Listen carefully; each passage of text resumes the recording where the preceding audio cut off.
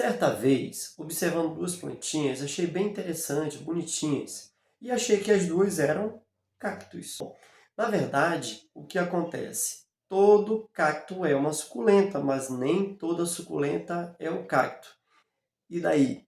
E daí é o seguinte, a diferença básica entre as duas está na sua estrutura. No caso da suculenta, ela vai apresentar ramificações maiores, mais grossas e desenvolvidas. Qual o objetivo? Armazenamento de água e de nutrientes. No caso do cacto, ele vai apresentar mais desenvolvido o seu caule. E nesse caso, ele vai ter lá maior armazenamento tanto de água quanto de nutrientes.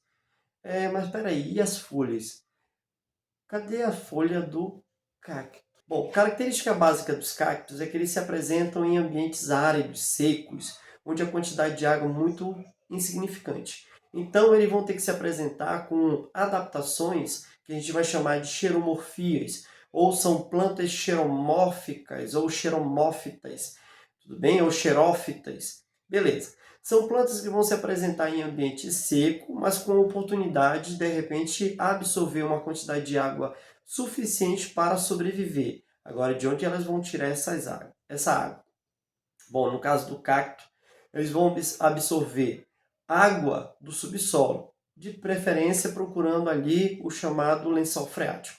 Em alguns casos, o cacto eles vão absorver a pequena quantidade de água que existe ainda na atmosfera. Para isso, eles precisam estar em ambientes, ou no caso, vão se apresentar em ambientes e locais onde vai ter essa passagem de água, mesmo que seja um ambiente muito seco, principalmente próximo ao mar. Tudo bem? Agora vamos lá para algo mais interessante. Qual é a ideia dos espinhos, ou no caso das folhas dos cactos? Bom, como eu já falei anteriormente, basicamente os cactos apresentam raiz, que nesse caso vai ser bem aprofundada, caso ele se encontre próximo de um lençol freático. Essas raízes elas vão ter que crescer o suficiente para poder absorver a água desse solo, ok? Segundo, o corpo, no caso, o caule do cacto. Uma característica bem interessante do caule é que ele vai apresentar robusto e esverdeado. Olha lá que interessante. No caso, o caule é esverdeado porque é lá que se realiza o processo de fotossíntese e produção, nesse caso, de matéria-prima, matéria orgânica, glicose, por exemplo. E o armazenamento vai continuar sendo lá junto com o armazenamento de água, porque eles apresentam um tecido chamado de tecido parenquimático. Então, esse parênquima, que é um tecido de armazenamento, vai absorver, vai acumular, vai assimilar, olha a palavra-chave, hein? Assimilar esse material e manter ele no caule. Terceira estrutura, no caso, nós temos ali a folha. Só que a folha que nós chamamos de espinhos são folhas especializadas. Qual o objetivo? Elas são finas, evitam a perda de água em ambiente seco, ou seja, elas vão evitar o processo de transpiração, que também é importante. Mas, nesse caso, elas vão manter a água armazenada, evitando essa perda para o meio ambiente. Beleza? Então, fica aí a dica em relação às provas de vestibular. Quando aparecer ambiente árido, ambiente seco, você tem que lembrar logo de plantas xerófitas ou xeromórficas, aquelas que são adaptadas a um ambiente onde a temperatura geralmente é elevada, a quantidade de água, ou no caso a umidade, também é baixa, e elas precisam estar aptas a sobreviver. De que forma? Armazenando água de alguma maneira, que nesse caso seria o caule. A fotossíntese delas também estará relacionada com o caule.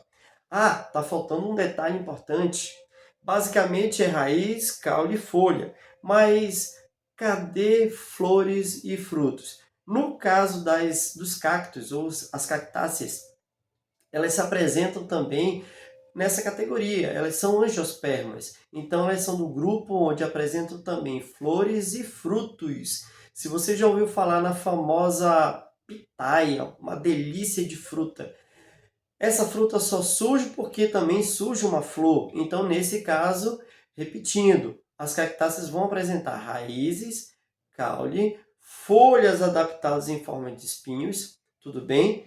Vão apresentar flores e dessas flores surgem as pitaias, que são os frutos no caso.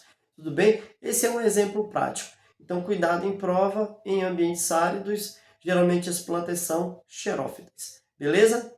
Beijão para vocês, fique comigo. Não esqueça de dar seu like, compartilhe, principalmente ajude o nosso canal a crescer, se inscreva e vamos lá. Show!